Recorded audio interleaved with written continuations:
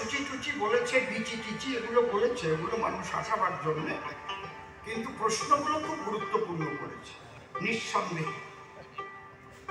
খুব ভালো ভালো প্রশ্ন করেছে। একবার মহাপ্রভু বললেন হরিনাম ছাড়া গতি নাই। আবার যখন গেলেন রায় রামানন্দের ঠাই, সেখানে গিয়ে কান্তা প্রেমের শ্রেষ্ঠত্ব দিলেন। কি কারণ? তাহলে বিশ্ববাসী নরনারী আমরা কার কথা কোনটা ধরি?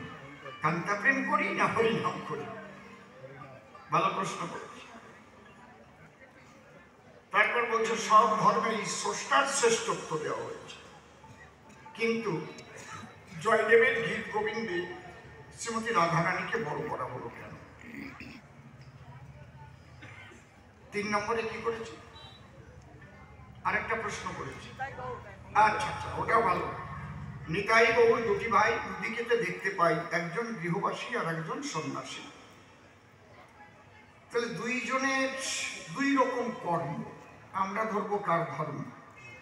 আমরা কি গৃহী হব না সন্ন্যাসী হব? তার জবাব চাই। আমার ভালো শিষ্য, খারাপ না, খালি বিসির গল্প হয়।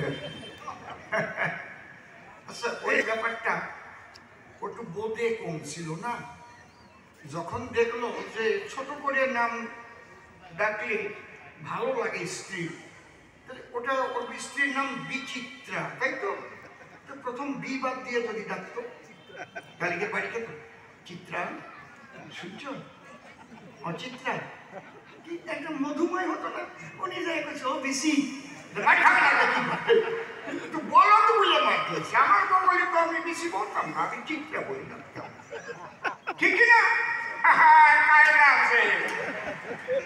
আমি ওর বলদামের জন্যও বাড়ি ফেলছি, সংক্ষিপ্তর জন্য বাড়ি ফেলি না। কি মা ঠিক বলছি না? বিচিত্রা, ওর বউয়ের নাম সুচিত্রা। সুচি বললে কোনো অসুবিধা নাই, খুশি হবে। অসুচি অবস্থায় ও সুচি বলছে, সুচি, বউ আরো খুশি হবে। বাহ, আমার স্বামী তো খুব ভালো। যখনই ওকে বললো যে আমি এইভাবে বলেছি, ওকে অ্যানালাইসিস করতে হবে। তাহলে আমি যে বিচিত্রারে বিসি কমো, এটা তো কোনো নাম হয় না, কিন্তু বাড়ি খাওয়া পড়লাম। তার সাথে আমি চিত্রা বলি। কি শুনছো চিত্রা? এ বাবা শ্যামল,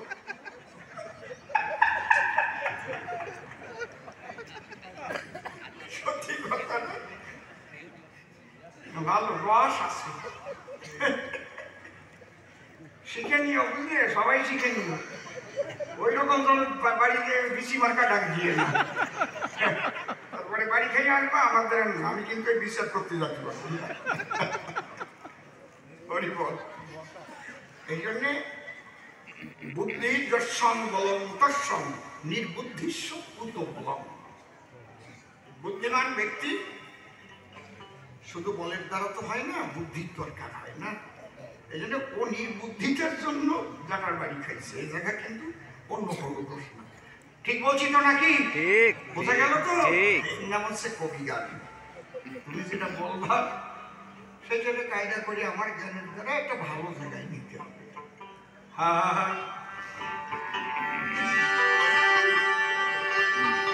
হারমোনিয়ামটা আরেকটু মনিটরে যাবো, পাচ্ছে না মনিটরে। এইটাই যাও একটু বাড়ো, বাড়েনি হারমোনিয়াম, মনিটরটা একটু যাও, বাড়ছে না। বাড়লি কমা নিয়ে যাও, আরেকটু দাও। হাত পড়ছে তো ওইটাই, দাও একটু দাও। অন্য জায়গা দিয়ে আঁকাই আনা, কেটু কেটু হচ্ছে বগল। এই যে হাত পড়,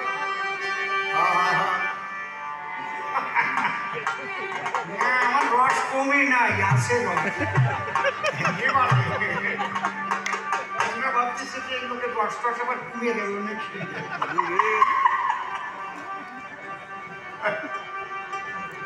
হরিবল হরিবল হরিবল হরিবল। হ্যাঁ,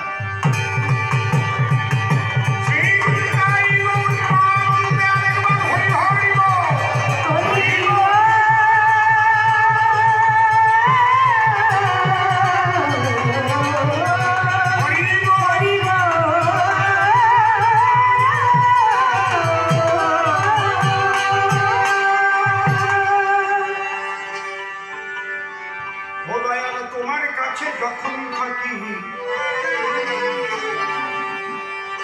আমার হৃদয়ে ভরে তোমায় ডাকি ওরে তখন কত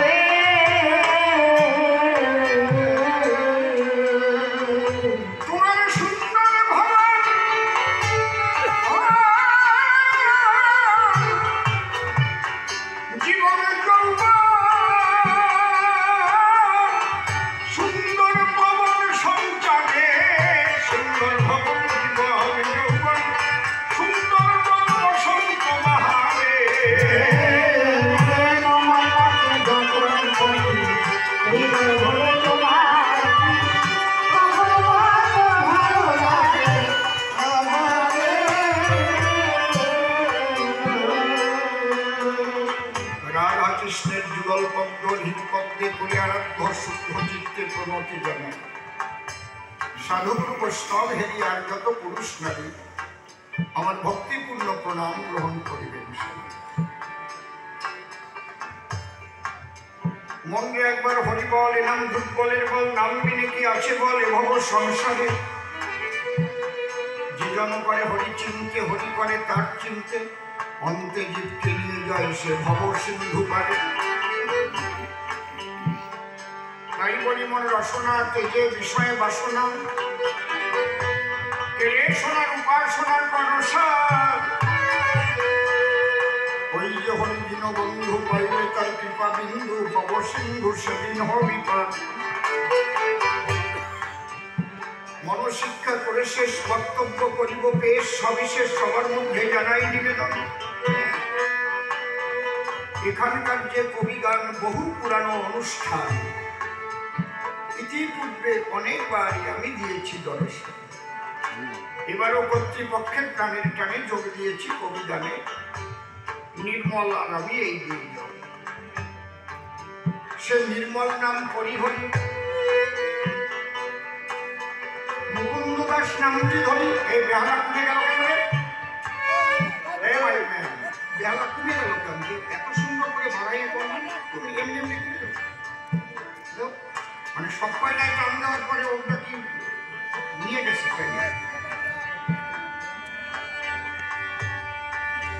সবই তো কমে গেছে। বড় বক্সে এখন লাগবে। হ্যাঁ এবার তো কমে না কেন?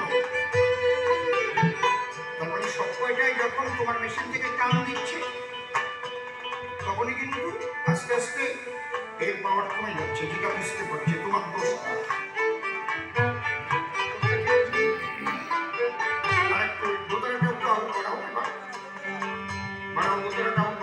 আমি বলছি যে জটপট করো রসবন্ধ। হ্যাঁ নির্মল নাম ত্যাগ করে দাঁড়ায় সভ্য সভা করে মুকুন্দ দাস নাম সে করিয়া ধারণ। দাঁড়ায় সভ্য সভাবাজ আমার নাম দিয়েছে কৃষ্ণদাস কবিরাজ। আমি সেই বৈষ্ণব চূড়ামণির শ্রীপাদ পদ্মে ভক্তিপূর্ণ প্রণাম করিও। সেই মহামানবের ভূমিকাতে কথা বলতে হবে। এসব হাতে জোর হাতে করি তাই আগে চরণ বন্দন। তুমি প্রভু কৃপা করে বসে আমার এই মন্দিরে এ অধরে কৃষ্ণ কথা করো আলাপন। আমি তার উপরে দিলাম ভার, তারে করিলাম কর্ণধার। কাব্য সিন্ধু হবকার অন্তরে একান্ত আকিঞ্চন। এইবার অসীম নাম পরিহরি, কৃষ্ণদাস কবিরাজ নাম ধরি। মুকুন্দ দাসের প্রশ্নের উত্তর করিবার কারণ। দ্বিতীয় প্রশ্নের সমাধান প্রথম ধরলাম একটি গান। এই গানের রচয়িতা পাগল বিজয় সরকার কত সুন্দর করে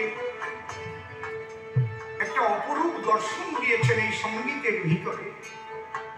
আমি করজোড়ে তাকেও জানাই নমস্কার। তোমার কাছে যখন থাকি হৃদয়ে ভরে তোমায় ডাকি, তখন কত ভালো লাগে রমণে দয়াল। তোমার কাছে যখন হৃদয়ে ভরে তোমায় ডাকি, তখন কত ভালো লাগে আমারে।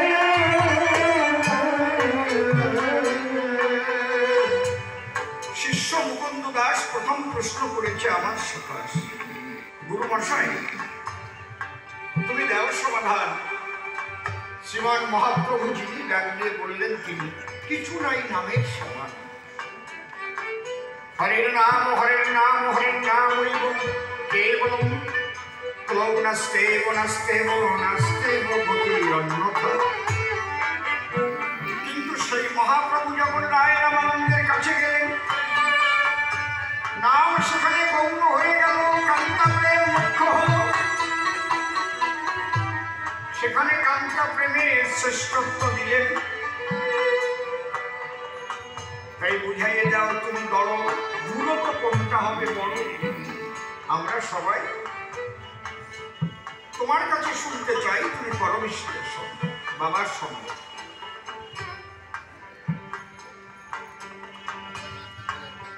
নাম তো পরে, আগে বিশ্বাস আনো ভিতরে। যারা ঈশ্বর অবিশ্বাসী তারা কি নাম করে? প্রশ্নটা যেখান থেকে আরম্ভ করেছো তার আগের থেকে আমি আলোচনা দিলাম জুড়ে। দর্শনের মেইন পার্ট হচ্ছে লজিক। লজিকের দুটো দিক, একটা আস্তিক একটা নাস্তিক। নাস্তিক কাকে বলে? ঈশ্বর আত্মা জন্মান্তরবাদ আছে বলে যারা বিশ্বাস করে না কখন। তারা কি বলে? তাদের অন্তরের অভিব্যক্তি সব হচ্ছে প্রাকৃতিক শক্তি, প্রকৃতির উপরে আর কিছু না, সমস্ত প্রাকৃতিক নিয়মে চলে। কিন্তু তারা যে কথাটা বলে, ভালো, আমি খারাপ বলছি না, কিন্তু একটু ভালো করে অ্যানালাইসিস করলে বোঝা যাবে নিয়ম শব্দটা যেখানে আসবে সেখানে নিয়মটা একজন থাকবে। আমার হাতে একটা টাইটান কোম্পানির ঘড়ি আছে। ঘড়িতে 3টে কাঁটা আছে, একটা সেকেন্ডের কাঁটা, একটা মিনিটের কাঁটা, একটা ঘন্টার কাঁটা। এই ঘড়িটা কি ইচ্ছা মতো তৈরি হচ্ছে আর কাঁটাটা ইচ্ছা মতো ঘুরছে? এটা কিন্তু সেটিং করে দিয়েছে। এখানে 60 সেকেন্ডে 1 মিনিট হবে, 60 মিনিটে 1 ঘন্টা হবে। এর পিছনে সৃষ্টিকর্তা আছে, নিয়ন্তা আছে, নিয়ামক আছে। আমি প্রশ্ন করি তাদের কাছে, প্রাকৃতিক নিয়মে সব হচ্ছে, তাহলে নিয়ম তৈরি করেছে।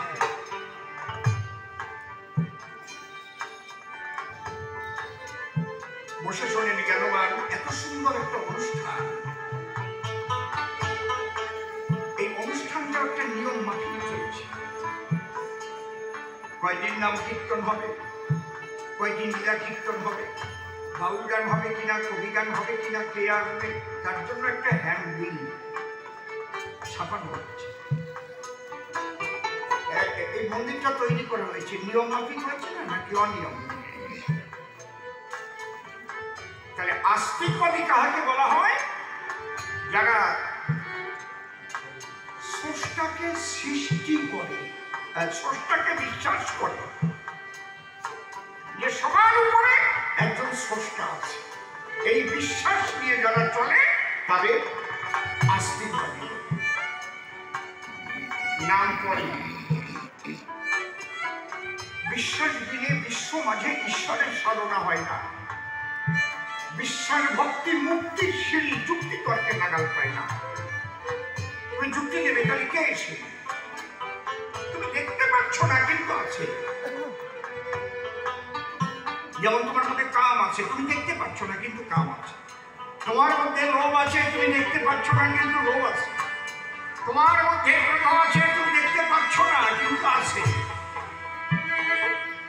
নৈশ শান্তি নিকেতনে মাতা পিতা দুইজনে মিলন রসাস্বাদনে যখন হয় মিলন, পিতার পিতৃসত্তা নেমে এসে আশ্রয় করে মায়ের গর্ভাবাসে।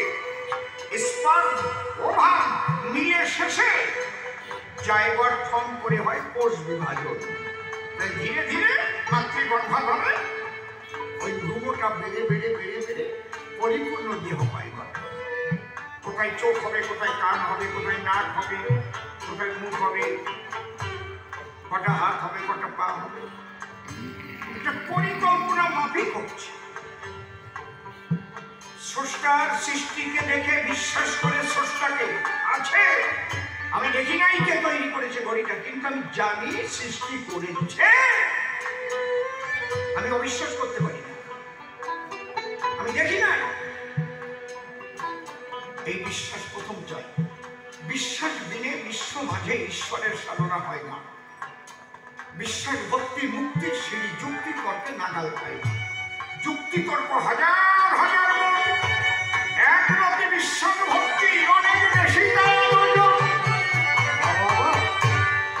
শুধু তর্ক করে তার্কিকের মন, হাতে পাতে কিছুই রয় না, কিছুই রয় না। হ্যাঁ, পরিশুদ্ধ কথা লাগাবে, আমার দিকে একদম লক্ষ্য রাখবে। তাহলে আপনি যখন বিশ্বাস করবেন তিনি আছেন। সনাতন ধর্মে কি সুন্দর কথা, রোগী অনুপাতে পথ্য আছে। সব রোগীকে এক ওষুধ দেয় না, আর সব রোগী এক পথ্য খায় না। খায় নাকি? যারা আমার সবাই ডাক্তার বলবে নাকি বাড়ি গিয়ে কি খাও? যার সুগার হয়েছে তার ডাক্তার কি বলে গেছে যে বাড়িতে 1 কেজি করে মিষ্টি খাইব? বলবে? আর সুগার যদি ফর্ম করে তাড়াতাড়ি মিষ্টি নিয়ে যায়, তাইলে যাবে মরিয়ে। এই সনাতন ধর্মের ভিতরে রোগী অনুপাতের পথ্য এবং ডায়াগনোসিস করে তার ওষুধও দেওয়ার ব্যবস্থা আছে। এখানে সদ্গুরু কারা? সদ্গুরুই কিন্তু সদ্গুরু না, ভালো করে শুনে নেবেন আপনারা। সদ্গুরু তারা রোগী অনুপাতে তথ্য দিতে পারে যারা, পাশের ডাক্তাররাই কিন্তু ঠিকঠাক ডায়াগনোসিস করে ওষুধ দেয়। না বুঝলে রক্ত পরীক্ষা করে দিয়ে যায়, আলট্রাসোনোগ্রাফি করে। একসাথে আমি কৃষ্ণ মন্ত্রে দীক্ষা দিয়ে দেবো, নেবার হতে পারে না। হ্যাঁ দেবো, তাহলে অন্য কৃষ্ণ ভক্তি জানাচ্ছে তারই দেবো। কিন্তু কেউ আছে সে শিব ভক্ত পূর্ব জন্মের থেকে, কেউ আছে কালী ভক্ত, আপনি জোর করে তাকে কৃষ্ণ মন্ত্রে দীক্ষা দেবেন? সদ্গুরু যারা এটা বুঝতে পারে, হ্যাঁ কায়দা আছে অত সোজা না, কিন্তু গুরুগিরি করে যারা খায় তারা শুধু শিষ্য বাড়ায়। কারণ ওইটা হচ্ছে তার একটা কালেকশনের উপায়। তার তো আর অন্য কোনো কাজ নাই, ওখান থেকে আমি চাই। খারাপ কথা বলতেছি না তো নাকি? এখন যে কয়েকদিন আসি পারফেক্ট কথা কই যাবো, সে কয়েকদিন বাস। আর মিডিয়া এখন অনেক উন্নত, এগুলো ধরা থাকবে। বড় বড় কবি যারা কালো গহ্বরে চলে গেছে, তারা কত মূল্যবান কথাগুলো সব এখানে ভেসে চলে গেছে, ধরা নাই।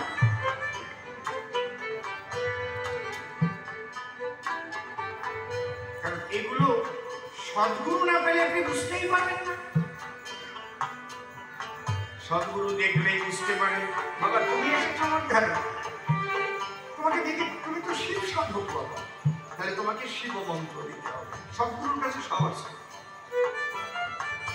স্পেশালিস্ট একটা বিষয় হতে পারে, সে কৃষ্ণ ভক্ত, সে সাধনা করে কৃষ্ণের কৃপা লাভ করেছে, এটা স্পেশালি, কিন্তু তার কাছে সমস্ত কিছুই আছে। বুঝতে পারছেন? জেনারেল ফিজিশিয়ান না হয়ে তো স্পেশালিস্ট হয় না।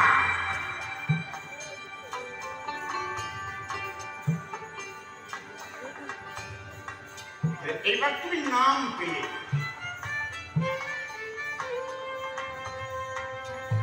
কিন্তু যাকে তুমি ডাকবে, নাম যখন পেয়ে গেলে, তাহলে তুমি কৃষ্ণ ভক্ত, কৃষ্ণ নাম পেলে আমরা এটাই ধরে নিচ্ছি। তাহলে কৃষ্ণকে তুমি ডাকবে, কি বলে ডাকবে বলো? কে কৃষ্ণ? তোমার কি হয়? আজকের আলোচনাটা একটু অন্যভাবে করছি, কিন্তু বাবা কৃষ্ণ তোমার কি হয়? এই জায়গাটাই হচ্ছে রায় রামানন্দ আর মহাপ্রভুর সঙ্গে আলোচনা, সাধ্য সাধন তত্ত্ব। সাধ্য মানে প্রাপ্তি, সাধন মানে পথ। তুমি কোন পথে নিয়ে কৃষ্ণকে পেতে চাও? কৃষ্ণ প্রাপ্তির পথ বহুবিধ আছে। কোন পথে পরিপূর্ণ কৃষ্ণ প্রাপ্তি হয়? কি সুন্দর ভাবে ব্যাখ্যা করা বাবা, পড়তে পড়তে না পাগল হয়ে যেতে হয়। শুধু পড়লে না, অনুধাবন করতে হবে। তাহলে সম্পর্ক করতে হবে তোমাকে। সম্পর্ক, তুমি কোন সম্পর্কে যাবা? তুমি প্রভু, আমি দাস। তুমি প্রভু, আমি দাস, এটাও হতে পারে তোমার ভাবের প্রকাশ। হে প্রভু,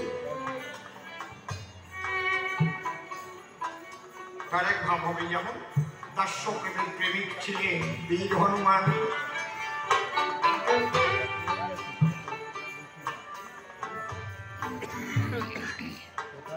একটু মন দিয়ে শ্রবণ করবেন আজকের কবিগান, এখন বিচার হবে। আমার কথা বলো না, যার যার ভাব তার কাছে উত্তম, তথস্থ হইয়া বিচারিলে আসে তার রতন। হনুমান রামকে পেয়েছি, যার যার ভাব তার কাছে উত্তম, কাউকে আমি ছোট করছি না, কিন্তু তথস্থ হইয়া বিচারিলে আসে তার।